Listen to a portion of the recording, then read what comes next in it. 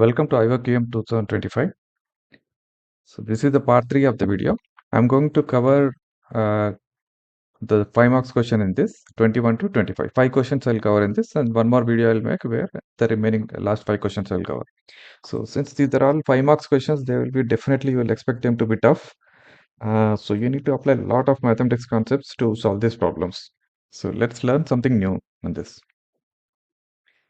Yeah, 21st is for some real number m comma n and a positive integer a, the list a plus 1 n square m square and a times n plus 1 whole square. These are the three different numbers consists of three consecutive integers written in increasing order. Consecutive integers means they are like x, x plus 1, x plus 2, where x is the integer. What is the largest possible value of m square? Okay, the middle number is asking. What is the largest possible middle number? So if you see the three numbers a plus 1 n square, m square and a times n plus 1 whole square, if you take any of the combination 2, we need to derive an equation. Okay, you can derive equation from 1 2, 2 3, 1 3, right? But 1 3 is a better equation because you will end up in only two variables a and n, correct? If I take 1 and 2, that is a plus 1 n square and m square, if I take, I will end up in three variable equation. So I am taking first term and third term. Okay, so third term minus first term is 2 because they are consecutive integers. So a times n plus 1 whole square minus a plus 1 n square equal to 2. So if I simplify it, this is what it is, and I'll get n square minus 2 a n minus a plus 2 equal to 0. Okay. Now, this is a quadratic in n, so the solution for this one is n is equal to 2a plus or minus square root of 4a square plus 4 times a minus 2 divided by 2.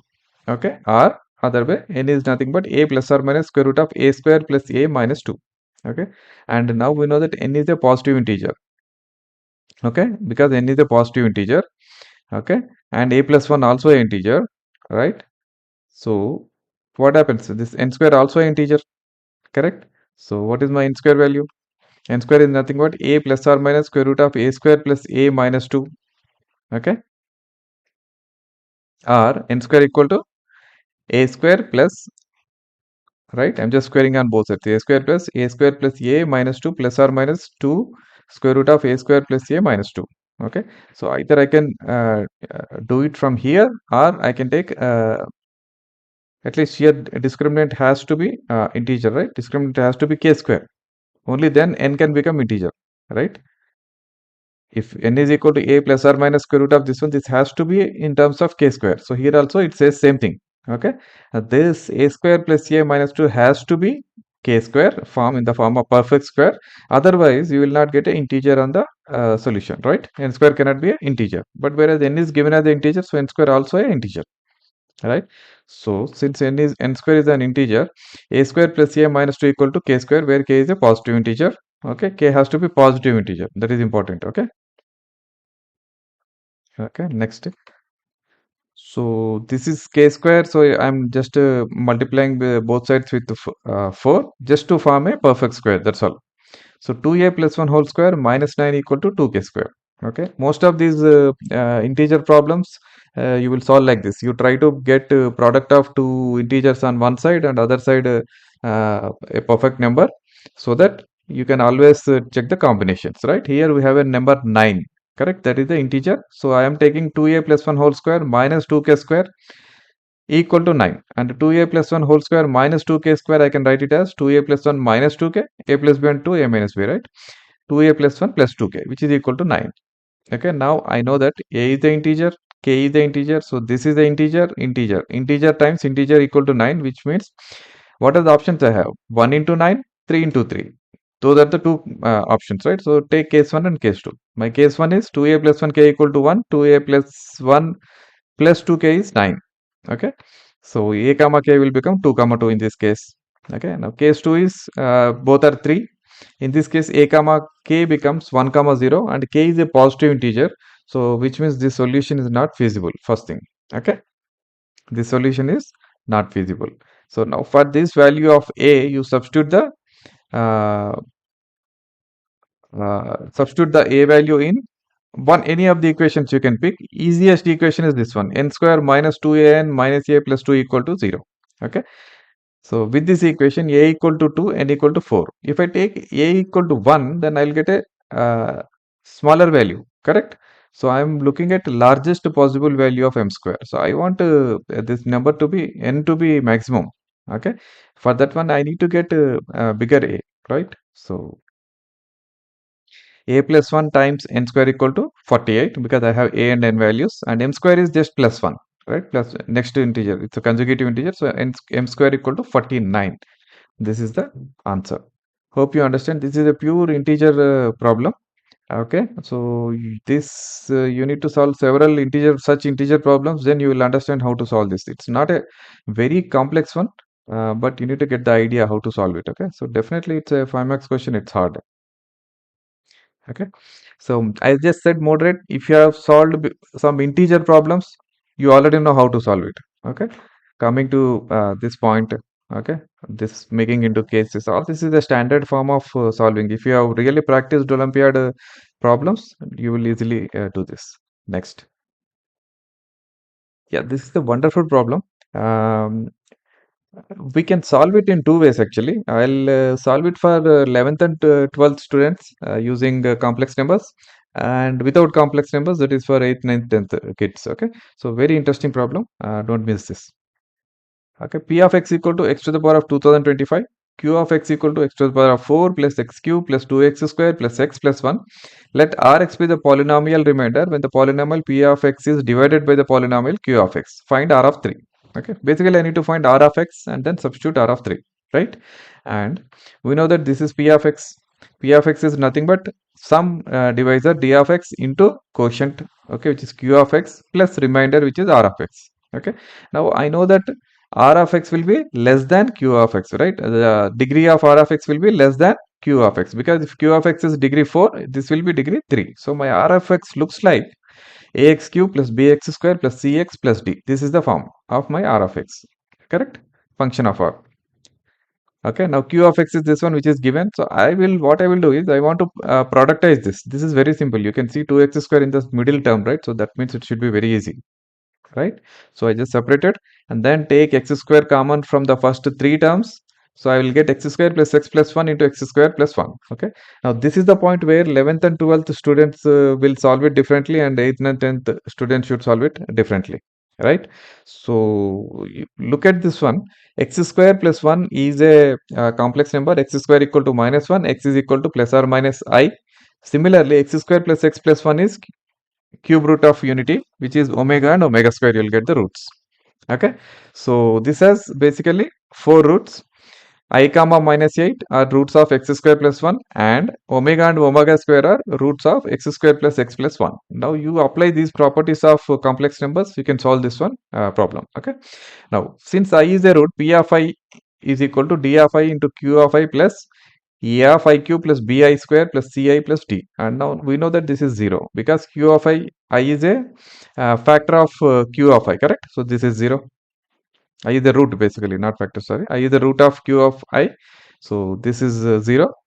And I am left with p of I, which is I to the power of 2025 equal to, which I'll write it as I times I to the power of 4 into to the power of 506, which is equal to minus ai minus b plus ci plus d. Okay, what is that I used? I square equal to minus 1, I to the power of 4 equal to 1. If I substitute this one, what I will get is I equal to c minus a times I plus d minus b, which means I have two equations I can say from this one. One is c minus a equal to 1 if I match the coefficient of i's, and d minus b because there is no real term, d minus b equal to 0. Right, so these are my two equations, c minus a equal to 1 and d equal to b. Okay, remember this one. Now second part, substitute omega now. P of omega equal to d of omega plus q of omega plus a omega cube b omega square plus c omega plus d. Okay. Again, similarly, since omega is a root of this one or 0 of this polynomial, this is 0. So p omega, which is omega to the power of 2025 equal to this value. And you remember these omega properties. Omega cube equal to 1. Omega plus omega square is minus 1. Okay. So I am left with a plus b omega square plus c omega plus d, which is equal to omega to the power of 2025. This is 2025 is a factor of 3. So omega cube, I can write omega cube to the power of some x, okay, which is anyway 1. So this is my another equation. Remember this. Third one is omega square, you substitute same way. So I'll get another equation, a plus b omega plus c omega square plus d equal to 1. This is my equation 2. Now I add E1 and D2, subtract E1 and D2, I get two different relations of the variables. Okay, adding gives us 2a plus 2a minus b minus c plus 2d equal to 2, or 2a plus 2a minus c plus b equal to 2. Okay, I am replacing d with 2d. D and b are same, right? D and b are equal. So if I substitute, I get basically b. Okay, if I substitute b here, d equal to b, I get 2a minus c plus b equal to 2. This is another equation. Okay. Now, so far, what are the things we get? This is my R of x. This is my one relation, c minus a equal to 1, d equal to b, 2a minus c plus b equal to 2. Okay. If I subtract these two, E1 and E2, then I get b minus c times omega square minus omega equal to 0. Omega square minus omega cannot be 0. So b minus c equal to 0, which means b equal to c. Okay. So now I got almost everything. If b equal to c, if I substitute here, I get 2a equal to 2 or a equal to 1. Correct? And if I substitute this 1 here, okay, c equal to 2. And b equal to c equal to d, so all three are 2. Now I have my polynomial r of x. R of x is nothing but x cube plus 2x square plus 2x plus 2. Okay. Now r of 3 is 53. This is the answer. Yeah. Even though I said it is for 11th and 12th students, I am sure it is a hard problem for even for them. Okay. It is really fundamental. You have to you need to have a fundamental understanding of how to use complex numbers, and as well as how to split a polynomial into uh, products, all that. Okay, this is definitely hard. So now let's solve the same problem for 8th, 9th and 10th students without complex numbers. Okay, here you will learn a new theorem, very important one and very useful one for your life. Okay, so same problem. So let's go through that. Now I can say that P of x equal to D of x into Q of x plus R of x. Okay, and P of 3 equal to, right? P of 3 equal to 3 to the power of 2025, and Q of 3 is nothing but, okay, I'm just substituting x value in, there is a comma here, sorry, it's not product. Okay, this is 2. P of 3 is 3 to the power of 2025. Q of 3 is 3 to the power of 4 plus 3 cube plus 2 times 3 square plus 3 plus 1, which is 130. Now my problem statement is very simple, right? It is nothing but 3 to the power of 2025 congruent to x modulus 130. What is the remainder I get when I divide 3 to the power of 2025 with 130? That's it. Okay, where x is nothing but r of 3. That's it. So I just need to find the remainder now. So this is a problem of remainder theorem, right? Now let's see how to solve this one. Okay, go to the one way is 3 to the power of 25. You find out 3 to the power of x in such a way that it is very close to 130, either 129 or 131, or products of that, multiples of that one. Okay, which is 260, 259, okay, 261.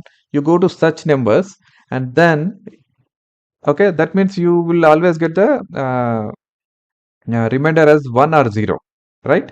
So that is what you need to find out and simplify this into smaller. 3 to the power of 2025 should be simplified into 3 to the power of some x, 2, 3, 10, something like that, and then solve it. Okay, that way easily you can get. To do this one, there is a theorem actually. This is called Euler's totient function. Okay, so we can use this one, very very useful. Learn this one. Okay, what this is, this has actually multiple variations for different kinds of numbers. Okay, but this number 130 is very specific for 130 kind of numbers, where 130 is equal to, okay, I'll tell you when it comes to why, what is the specifics about it. Okay, this Euler's totient function says that 3 to the power of phi of m, where phi of m is nothing but Euler's totient function, congruent to 1 mod m, means, okay, if I divide 3 to the power of phi of m, then I'll get remainder 1 when I divide with m. Okay, and what is this m? M is nothing but phi of m. Phi of m is number of relative primes from 1 to m. Okay, 3 to the power of, let's take 5. How many relative primes are there in uh, 1 to 5? 1, 2, 3, correct? 4 and 5. All 5 are relative 5. So it says 3 to the power of 5 is congruent to 1 mod 5. That's it. Simple. Okay. And in this case, 3 to the power of 5 of 130 is congruent to 1 mod 130. With this, I can find out which 3 to the power of x gives me remainder 1 when I divide with 130. That is what I'm trying to tell you. You find out the nearest to 3 to the power of x, which is a multiple of 130, so that remainder will be 1, 2, or some simple number basically. That's it. So this gives me the same thing. So phi of 130 is nothing but phi of 2 into 5 into 30, right? So this is one of the specific trick for Euler's totient. One of the formats this is, if a number is in this format, 2 into 5 into 13 are all relative primes, and they are used only once. There is no 2 square, 5 square, cubes, nothing, right? Each number is used one time and they are different. In this case, how many relative primes will be there in 130? You don't need to start counting from 1 to 30 and check whether they are relatively prime with 130 or not. Okay, simple equation is 2, so 2 minus 1, 5 minus 1, 13 minus 1. 48 numbers are relative prime to within from 1 to 130. This is what is very useful. So in our case, 3 to the power of 48 congruent to 1 modulo 130. 3 to the power of x, I asked you to find out 3 to the power of x, right? This is nothing but 3 to the power of 48. Now this is very simple. Okay, 3 to the power of 48 is congruent to 1 modulo 130. What I need is 3 to the power of 2025, which I can write it as 3 to the power of 48 whole to the power of 42. Then remaining is 3 to the power of 9, which is modulo 130. And 3 to the power of 9, I can write it as 3 to the power of 5 into 3 to the power of 4, correct? Which is 243 into 81, which is 113 into 81. I'm just remainder theorem I'm applying, very simple way. Okay, which if I multiply whatever I get divided by 130, I'll get 53 as the remainder. Okay, so R of 3 is 53. So this is another way of solving for students 8th, 9th, 10th. I think even for those students, this part I don't think any of them will know. But if you learn it, it's well and good. Otherwise, you know this one. There are multiple variations of this Euler's totient function depending on what number is this phi of m. Okay, m basically. What is the number m? So you can check internet and to see all the conditions. But this is the simplest condition of all those. Okay. So, or at this step, 8th, 9th students, at this step, you can do it your own way. Okay, find some 3 to the power of x, which is closest, and then solve it. You can do it. It's not big deal actually. Okay, but definitely it's a hard problem. You need to understand and you need to get to this point. This is definitely hard for 8th, 9th students, 10th students, right? So definitely this is hard. Next, there are m blue marbles and n red marbles on a table. Arman and Babita plays a game by taking turns. In each turn, player picks a marble of a color of his or her choice. Arman starts first, and the player who picks the last red ball wins. Okay, the game is something like this. There are m number of blue marbles and n number of red marbles on a table.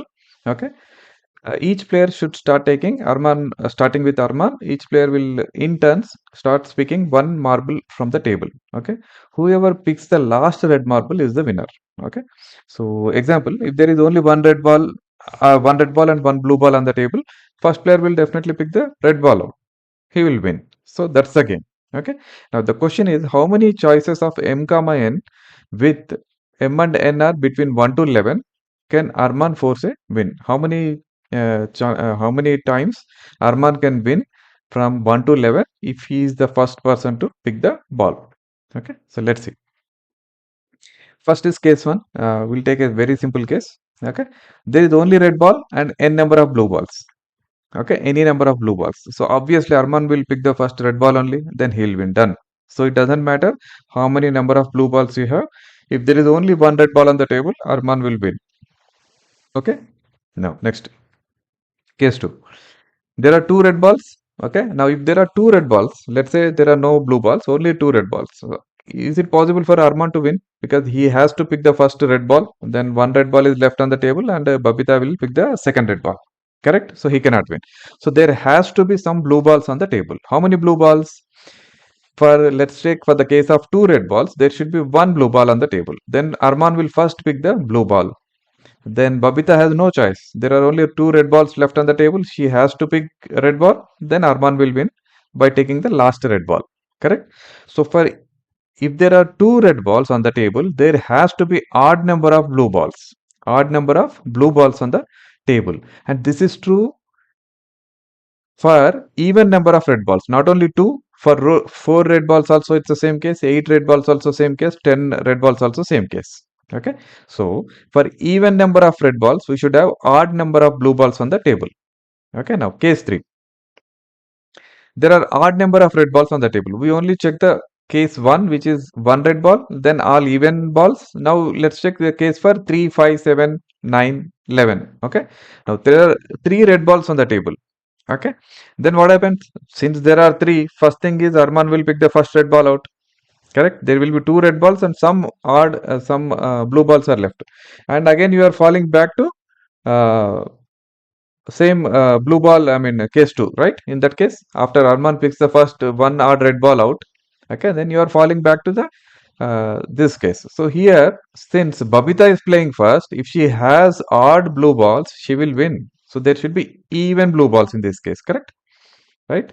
So Arman can win only if there are even blue balls, right? Now, total choices are 11 plus 30 plus 25. How this has come? Okay, let's see the table. Okay, one red ball, any number of blue balls, Arman will win. So, which is 11 chances of winning. Okay.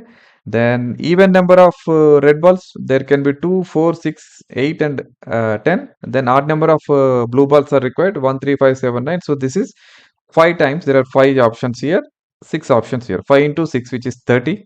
Okay.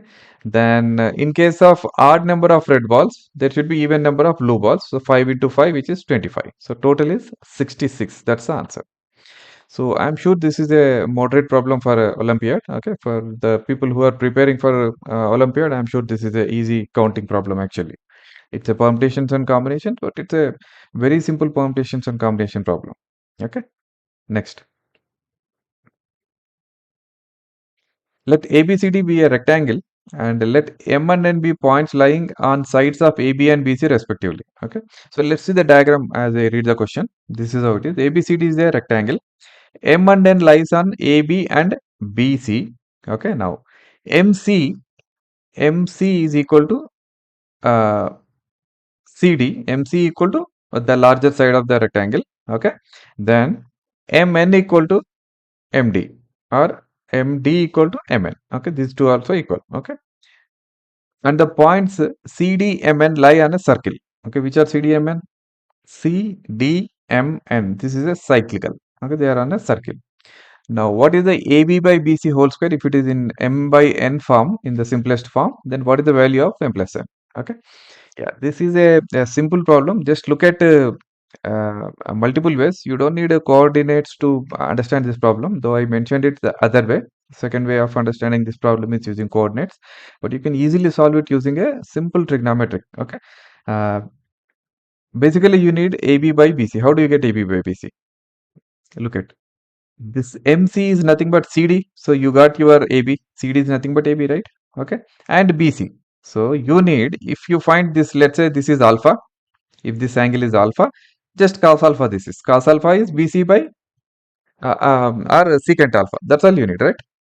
So let's find out what is this angle. Then we get the answer. That's it. Very simple. Okay. So CDMN is cyclical quadrilateral, which means angle NCD, because C is 90 degrees here.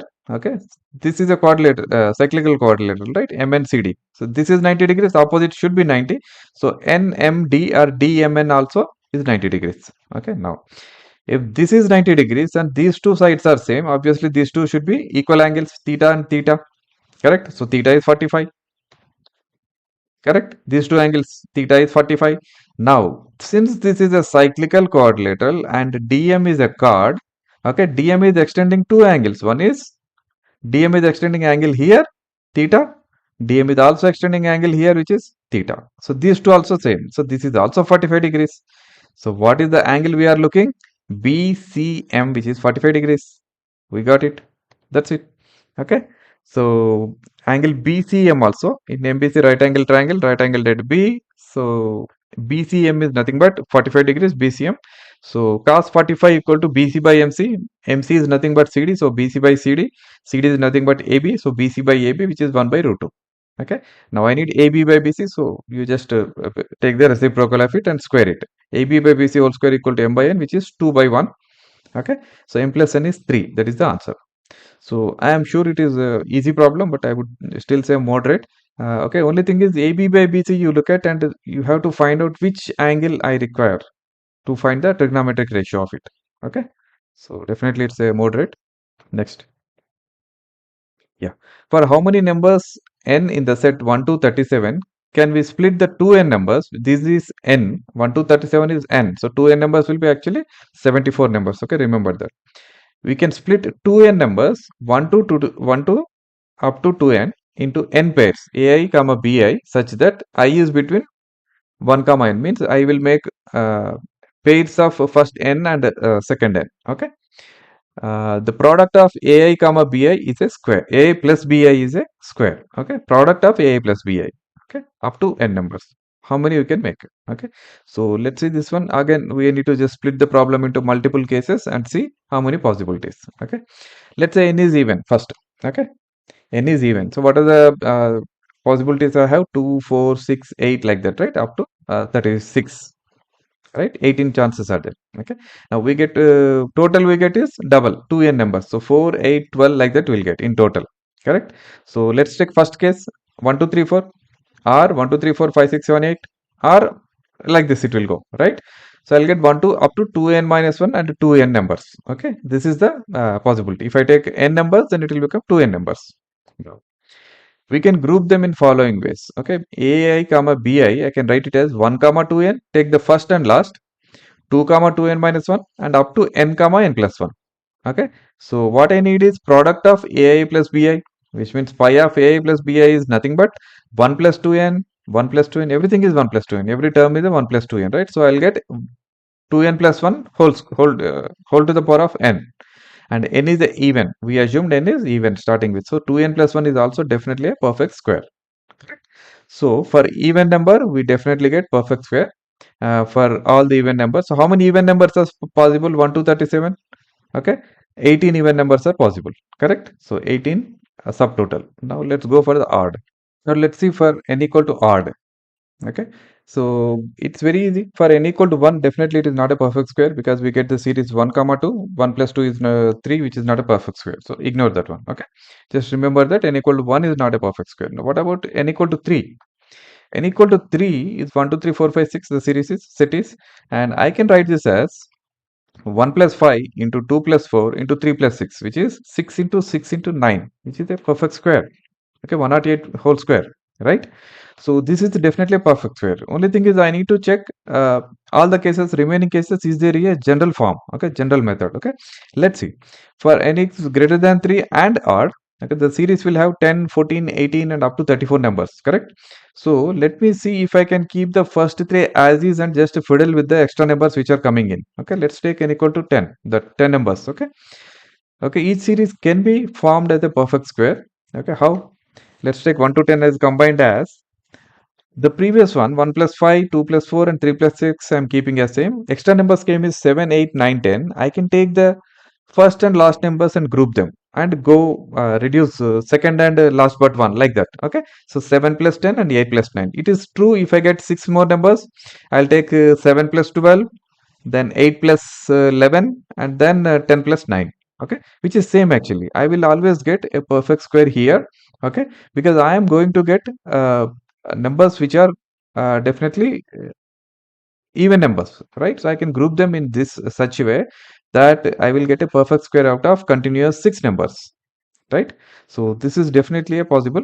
So all these cases odd numbers except for n equal to 1, which is not possible, right? So how many odd series I can make out of 37?